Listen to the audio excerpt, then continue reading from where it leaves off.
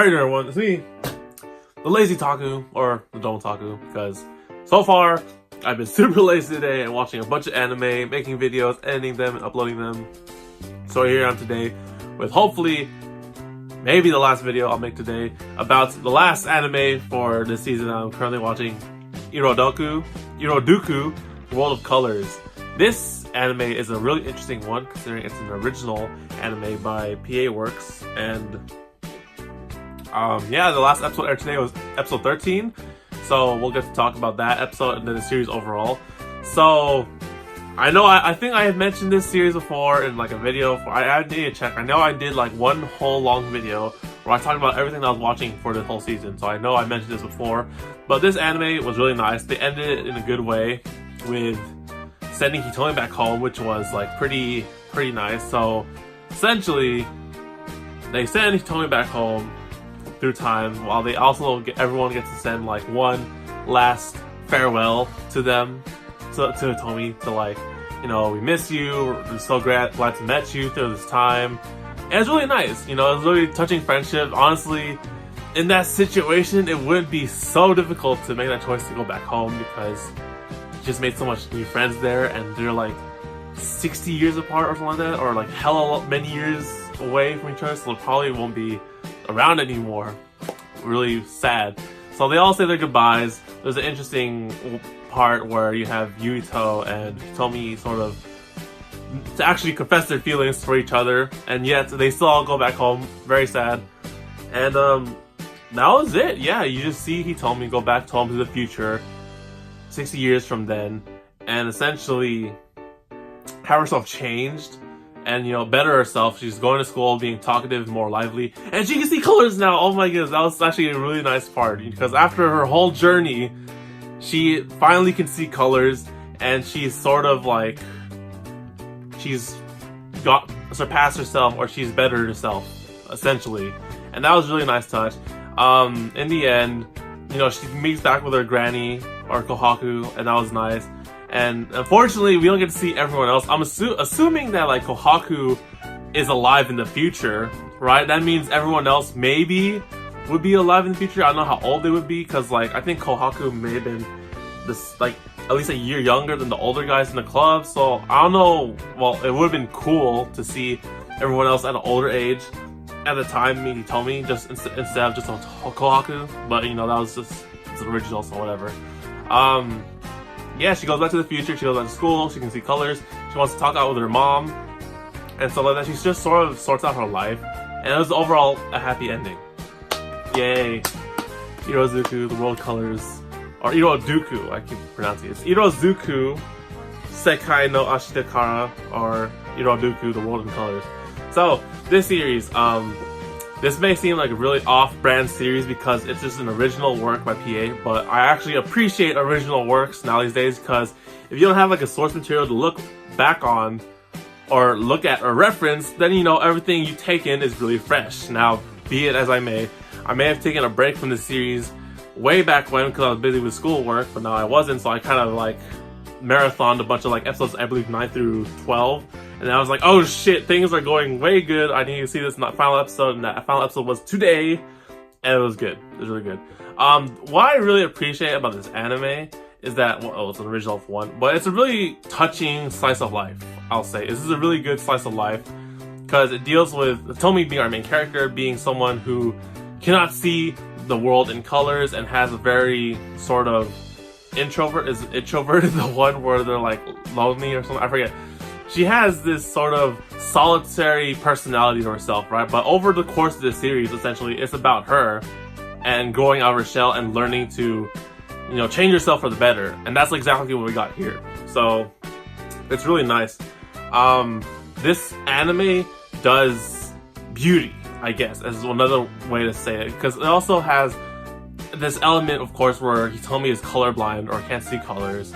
And, you know, you see everything in black and white, and then you also see things in color, but it's sort of like that thing where you're trying to appreciate like the look of everything, because if you were put in Hitomi's shoes and you couldn't see color, then of course you'd be really envious of people who can see color. It's just sort of a thing, and it sort of made me think about like, you know, admiring everything that I see right now.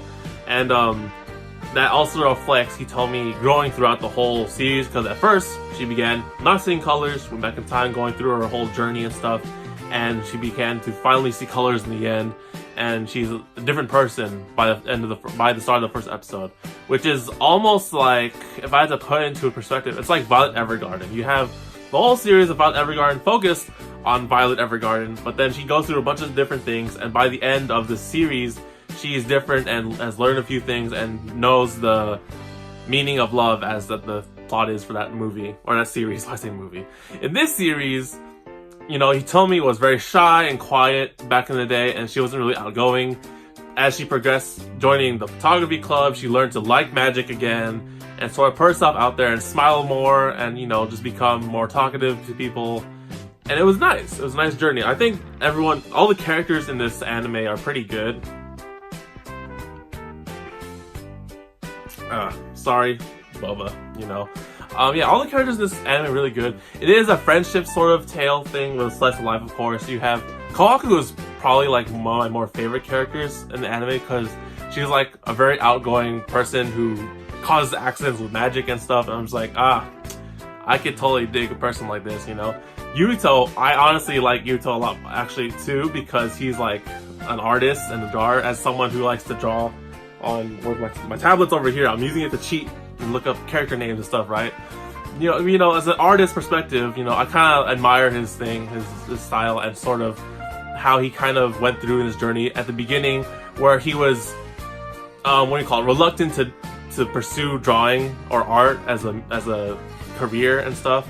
And then after sort of meeting Hitomi, he changed his way and was like, you know, I actually like making art and drawing and having people look at it and be happy through it, right? There's a lot of, actually, if I think about it, there's a lot of aspects that relate to like art. Like there's photography in here, and there's drawing and art. And I was like, you know, everyone, or the whole cast in the anime, right, is sort of going through that phase where they're trying to find their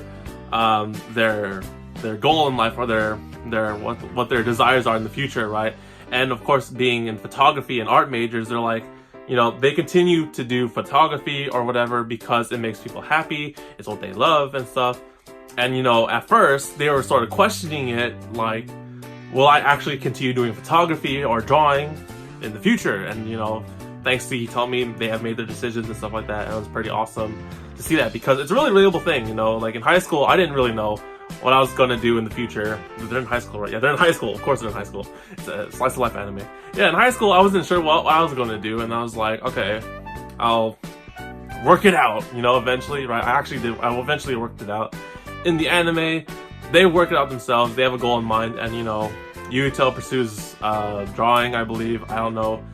Some of the other second or third years will continue the photography club. Some of the other people are graduating and stuff, and going to photography school, maybe photography school, I don't remember exactly, but, you know, it's a slice of life, and they deal with, you know, relatable things like your goals for the future and stuff like that, and friendships and whatnot.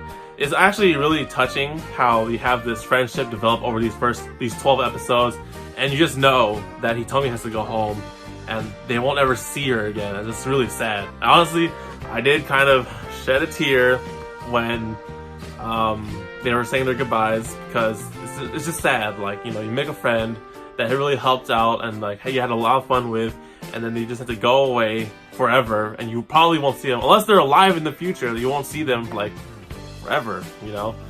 Yeah, so I really like I keep saying Iroduku. It's just that sort of like off the side anime, because aside from this and Zombieland, they're both originals, so they get a +1 for me, in my opinion, because they don't have anything based off of. You're watching it for what it is, and I really enjoyed this anime. It's very visually stunning. The story is really like basic as a slice of life, but I mean, that's what a slice of life is.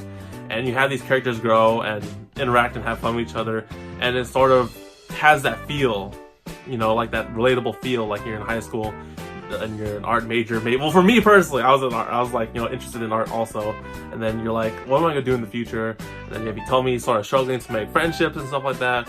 It's just really nice, you know. That's what slice of lives are. You like him. And there's also the side of magic. The magic elements look cool in this anime. I thought it was really nice. having to go into pictures or like walk on water, all that stuff. It's really nice. The magical element in this anime, I actually feel, is a really interesting thing they could do. Cause like, they just say like, in the first episode, just like, oh, we're in 2074 and there's magic. And I was like, wait, there's magic? Like, what do? They do wands and stuff like that? Or they do things? But no, they just like chant spells and use dust. And I was like, oh, that's cool. Like, how did they discover this? And how was this like a thing? Like, you know, they didn't really go into depth into it, but that's an interesting element I really liked about this anime. It looked beautiful. It really totally looked beautiful. It's done by PA Works. And it's like about art and photography and stuff like that. I thought it was really nice. Because I did actually take a black and white photography class back in college. Those were the days. Anyways, Iroduku, the World of Colors, it ended on a very happy note, I guess. She goes back and has a time capsule of her friends, and that's about it. Well, would there be a second season of this?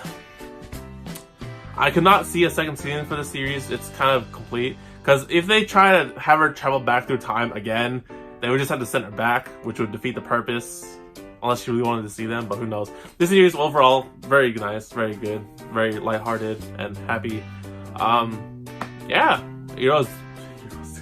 Iroduku, the World of Colors. So anyways, that's it for all the anime that I'm watching this season. SAO is going for like 4 cores or whatever, so that's gonna be fun. Goblin Slayer is gonna end actually tomorrow. I don't think I'll make a video on that. Goblin Slayer is Goblin Slayer, you know. Is there anything else that I'm watching currently? No, that's it. I think I'm done with all the anime. Now I'm going to go make the anime chart list thing and other things. So anyways, thank you guys for watching. This is the Lazy Taku. Done with all the anime for this winter 2018. So yeah, stay tuned for all the other anime for the future 2019 and New Year's. Yes. See you guys later. Take care, guys. Matane.